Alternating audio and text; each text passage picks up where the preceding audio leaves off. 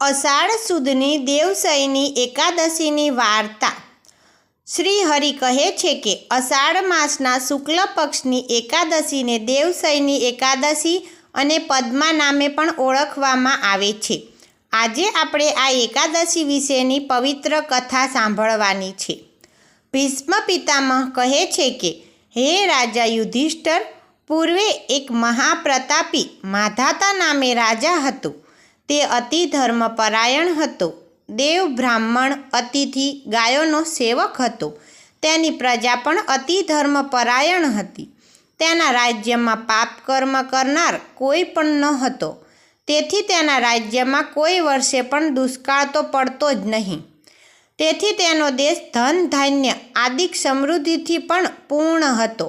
છતાં પણ તેના રાજ્યમાં કોઈ સમયે અતિ ભયંકર 3 દુષ્કાળ ઉપરા-ઉપરી પડ્યા।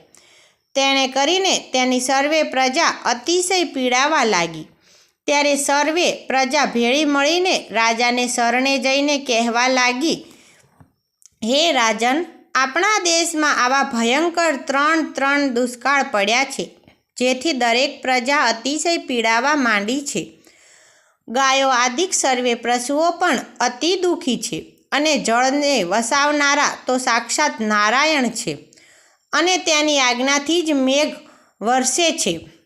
તે કેમ નથી વરસતા અને કયા કારણથી તે ક્રોપાયમાન થયા છે, તેનો રાજાએ વિચાર કરવો જોઈએ।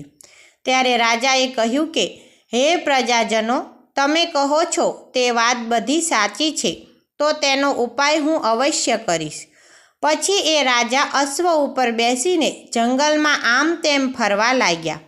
પછી ફરતા ફરતા એ વનમાં એક આશ્રમમાં ગયા। ત્યાં તેમને બ્રહ્માના પુત્ર અંગિરા મુનિ તપ કરતા હતા। તેમની પાસે જઈને 2 હાથ જોડીને પગે લાગ્યા। ત્યારે તે ઋષિએ પૂછ્યું કે તમે કોણ છો? ત્યારે તેમણે સર્વ વૃત્તાંત કહ્યું કે મારા રાજ્યમાં હંમેશા સુકાળ હોય છે, અને દરેક પ્રજા ધર્મવાળી છે।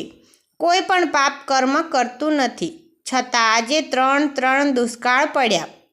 તેથી કરીને સર્વે પ્રજા અતિ દુઃખી છે। તેનું શું કારણ છે અને તેનો ઉપાય શું કરવો?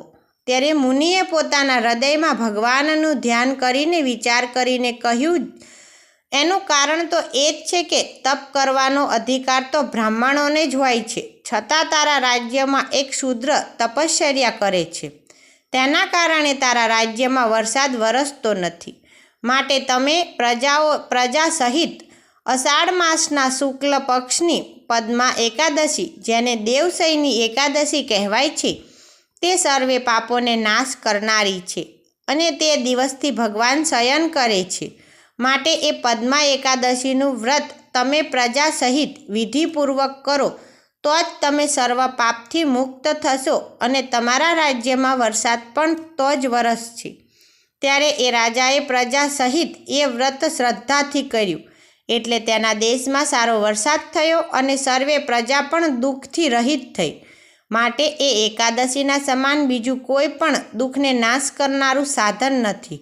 અને તે જ વ્રત જો ભગવાનની પ્રસન્નતા માટે ભગવાનના સંબંધથી કરાયેલું હોય તો આ લોકમાં પણ સર્વે સુખ સંપત્તિને પામે છે, અને દેહને અંતે ભગવાનના ધામને અવશ્ય પામે છે। એમાં લેશ માત્રય સંશય નથી। જય શ્રી કૃષ્ણ।